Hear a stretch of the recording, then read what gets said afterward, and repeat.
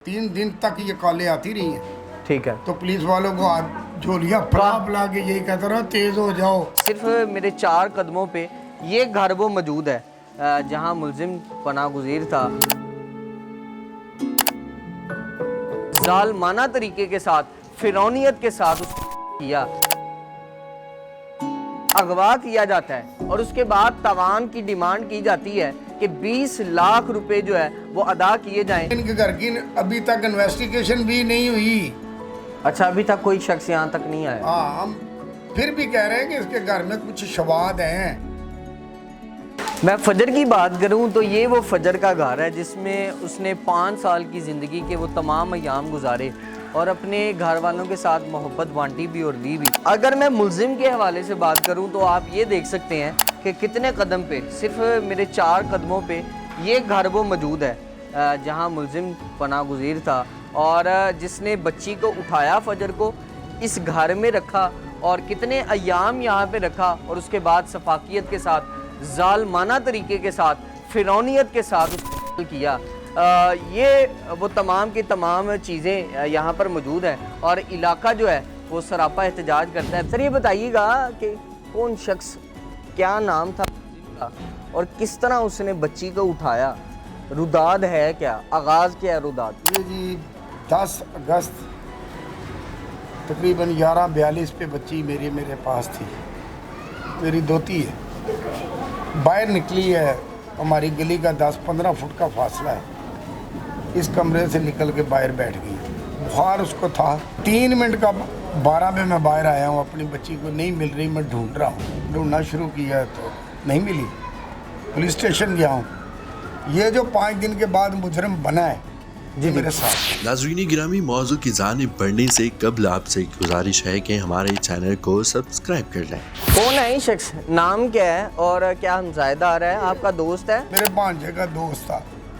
इसको इतना सपोर्ट किया कि हम बीमारी में भी करीब उस सख्ती से गुजरे हैं कि वो भांजे ने हमारा नहीं ख्याल रखा, इस बगैरत का रखा था। इसने इतना जुल्म किया हमारे साथ कि फुटेज भी डिलीट करता रहा। कितनी जगहों से फुटेज जो है मुल्जिम ने डिलीट करने की कोशिश की? हमें तो इसकी इतनी समझ नहीं थी कि कभी ये केस हुए नहीं हमारे। लेकिन जब पुलिस वालों के पास 3 दिन तो पुलिस वालों को कॉल, पहले इसने एक कॉल की है, मैं 8-13 पे 10 अगस्त को एक आवाज़ आती है लेडीज़ की, तो बस वो लेके थाने गए हैं। 3 दिन के बाद थाने वालों ने नहीं बताया जी वो मुमताज़ बीबी है, वो हमारी हमसाई को उठा के ले गए। जो इनके पास डाटा निकला ना उस कॉल का, वो भी मुमताज़ बीबी थी। ठीक। मैंने फिर अंदर जाके कहा, मैं आकर शर्म करो, इसका फिर ID कार्ड नंबर आया है, वो मार के दो, फिर आप ना आना, हम लेके आएंगे उसको। नहीं निकली। फिर जी वो और लोगों को उठाया। फिर ये जो 2 कालें आई हैं पैसों की, वो भी पुलिस वालों के पास हैं। रिपोर्ट कराने से पहले कॉल्स आती नहीं? नहीं, रिपोर्ट करवाने के बाद 3-4 दिन जाके 3 दिन तक ये कॉलें आती रही हैं। ठीक है। तो पुलिस वालों को झोलियाँ फला के यही कहता रहा तेज हो जाओ। उन्होंने मेरी नहीं सुनी। क्या कॉल आती थी? पैसों को बंदोबस्त करो। थाने वालों को सारा बता रहे हैं। ठीक है। कोई नहीं। जब फिर पानी हद से बढ़ा है ना, तो फिर मैं बाहर निकल आया। अब मैं जानूँ और मार रोड वज़ीर आला का दफ्तर जाना है, मुझे पता है मार रोड पे कहाँ पे जाके बैठना है। फिर जी SP आ गई, एक लेडीज़ थी, मैंने तो देखा नहीं उसको। जी। उसको फिर एक ही पैगाम दिया है कि अगर कल तक आप वादा कर रहे हैं जी, कल तक मुझे इंसाफ ना मिला, कोई फरियाद नहीं रखनी, उसके दफ्तर के सामने अपने आप को जला के मर जाएंगे। रात को जी 4 घंटे के अंदर अंदर इन्वेस्टिगेशन पूरी होगी। वो मल्ले वाला वो जो फोटोज थी ना जिसने डिलीट की, वो पुलिस को बताई। हम बता रहे हैं तो वो जाके चेक कर रहे हैं। ठीक है। अपनी मर्जी से पता नहीं करते होंगे कि नहीं जी। आखिरकार उन्होंने कहा जी आपका मुजरिम है। एक दिन खबर आई 19 तारीख को जी कि जी उसने बता दिया कि आपकी बेटी को मैंने उठाया, तो ये वहाँ पे मार के फेंक के आ गया। मुल्जिम है, ज़ाहिर सी बात है, वो आपके साथ ज़िंदगी गुजारता रहा है, आपका हमसाया भी रहा है, उसके साथ साथ आपसे तवान भी मांगता रहा है। ये तमाम चीज़ों को देखते हुए कोई आपसे बातचीत हुई है उसकी? और ये बताइएगा जुर्म जो है वो किस किस्म का जो है वो मान रहा है कि मैंने ये जुर्म किया है, इसकी सज़ा मुझे मिलनी चाहिए, और कौन सा जुर्म है जिससे वो कहता है मैं हाथ उठाता हूँ और दोनों हाथ खड़े करता हूँ, ये मैंने नहीं किया? ज़रा ये क्लियर कर दें। बस अब एक खबर आई है कि भांजा मेरा गया है जी जी। उसने कहा बगैर क्या कर दिया मेरे साथ, सब कुछ जो पुलिस वाले बता रहे हैं वही बक रहा है। आखिर पे कहता है मेरे सर पे कुरान रख दो, मैंने नहीं मारी। तो मैं कहा फिर बगैर तुझसे पूछ के मारी किसने है, जी जी। किसको बचा रहा है तू? कोई ग्रोह लगता है आपको? ये पक्की बात है, ये पैसों का भूखा था, जान का नहीं। जी। हमारे पास बला बड़ा है, ये पैसों का भूखा ज्वारिया इंटरनेशनल सतह पे। इनके घर की अभी तक इन्वेस्टिगेशन भी नहीं हुई। अच्छा, अभी तक कोई शख्स यहाँ तक नहीं आया? हाँ, हम फिर भी कह रहे हैं कि इसके घर में कुछ शवाद हैं, खोलो इसको। बिल्कुल। मीडिया के जरिए ही फ़ोन करवाया है SHO को। जी जी। तो अगले दिन आए हैं, 1 to 5 ले गए बस। अच्छा, ये बताइएगा, बच्ची की वालदा इस वक्त किस तरह के सदमे में है, बहरहाल किस चीज़ का सामना कर रही? क्योंकि जाहिर सी बात है जो चीज़ें अभी तक आपके सामने आई हैं, ज़ाहिरी वो बात है आपने तो पेश करनी है और उसका आगे DNA और दूसरा मामला जो इन्वेस्टिगेशन का चलेगा। लेकिन वालदा जो है वो ज़ाहिरी बात है बच्ची को पाला है उन्होंने, और 5 साल की बच्ची, एक अरसा होता है, एक ख़ास अरसा होता है, दिन सुबह शाम उसके साथ रहना। आपका भी उस बच्ची के साथ बड़ी उनसीयत थी, जैसे आप बता रहे हैं कि आप बच्चे को बाहर भी नहीं निकलने देते थे। तो इस वक्त क्या हालात हैं वालदा के, और वालदा की क्या अपील है, क्या मुतालबात रखती हैं वालदा?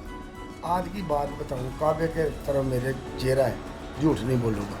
हम सुबह पानी भी नहीं पिया और थाने चले गए। वहाँ से डेड बॉडी भी की तरफ गए, वहाँ पे हम उलझे रहे हैं। हम कौन से यार, हमें पता ही नहीं किधर थी किधर नहीं। कोई इधर को बता देता था, हमें हॉस्पिटल के उस गेट पे जाओ, उस पे जाओ। हमें भाई मेरे वहाँ पे 2 बज गए, अभी तक ना पानी पिया था मेरी बच्ची ने और मैंने। फिर एक जगह पे वहाँ पे ना रेडी पे वो दाल वाले लड्डू लगे हुए थे, वो ड्राइवर ने भी खाए, मैंने भी और मेरी बेटी ने भी एक खाया बस। तो वो तो बेचारी यार खाना भी नहीं खाती। अब तो हमें रोना भी नहीं आता यार, कितना रोए यार। बाजी रोजाना मरती है, रोजाना जीती है। अगर बेहोश आपको हो पता है जाती कि है, जिगर का ले टुकड़ा जाते अगर किसी का चले जाए तो उसका क्या हाल होता है?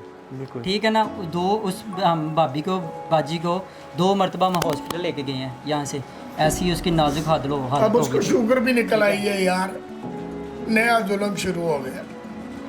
हमारी सिर्फ मीडिया के तवसल से यही इल्तिजा है कि यार कम अज़ कम इनको इंसाफ मिलना चाहिए, और हम सब मोहल्लेदार जो इनके साथ हैं भरपूर साथ दे रहे हैं इनका। लेकिन ये जो बर्बरियत इस इंसान ने की है, दरिंदगी की है, हम सोच भी नहीं सकते, क्योंकि ये हमारा मोहल्लेदार है, मेरा नेबर है ये, और हम सोच भी नहीं सकते हो ये हमारे साथ साथ चल चल के जाता रहा। ये वाली फोटो चेक करनी है, ये वाली करनी, मैंने कर लिया चेक, कोई ज़रूरत नहीं चेक करने की। ये इस तरह वहाँ से जाके डिलीट करता रहा, बेहुदा काम करता रहा इनके साथ, और थोड़ा सा भी शक नहीं हुआ, हमें भी थोड़ा सा शक नहीं हुआ।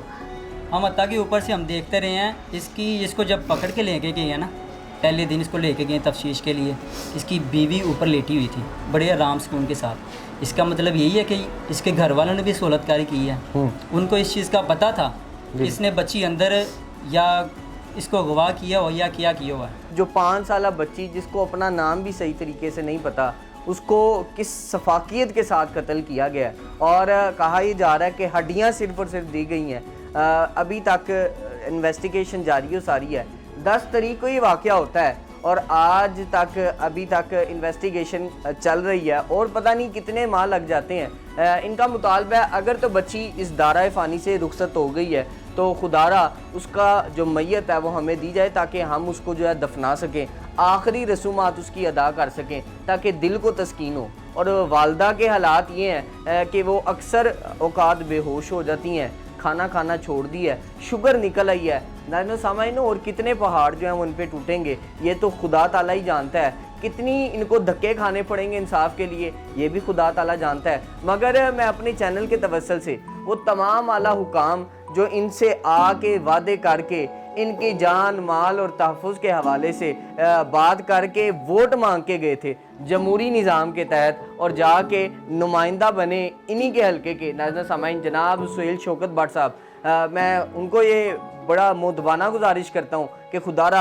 अपने इस हल्के की आवाम का सोचें। ये वही लोग हैं जिन्होंने आपके साथ शाना बशाना खड़े होकर वोट कास्ट किया था, आज इंसाफ की दुहाइयाँ आपसे मांगते हैं, आपसे इंसाफ की भीख मांगते हैं नाज़रीन सामाईन। और वो इदारे जो हमारे जानो माल के तहफ़्फ़ुज़ करते हैं अब तक वो इनको इंसाफ दिलाने में नाकाम नज़र आते हैं। नाज़रीन सामाईन, कब तक वो इंसाफ इन तक पहुँचेगा ये खुदा ताला जानता है, मगर मैं उन आला हुकाम से ये दरख्वास्त करूँगा कि खुदारा जल्द अज जल्द इस केस को देखा जाए और इनका इंसाफ जो इनको मतलूब है वो पहुँचाया जाए। इसी के साथ अपने मेज़बान मोहम्मद अशरकी को दीजिए इजाज़त। मुलाकात करेंगे अगले प्रोग्राम में अल्लाह ने के बाद। नाज़रीन गिरामी, कबल आपसे एक गुजारिश है कि हमारे चैनल को सब्सक्राइब कर लें।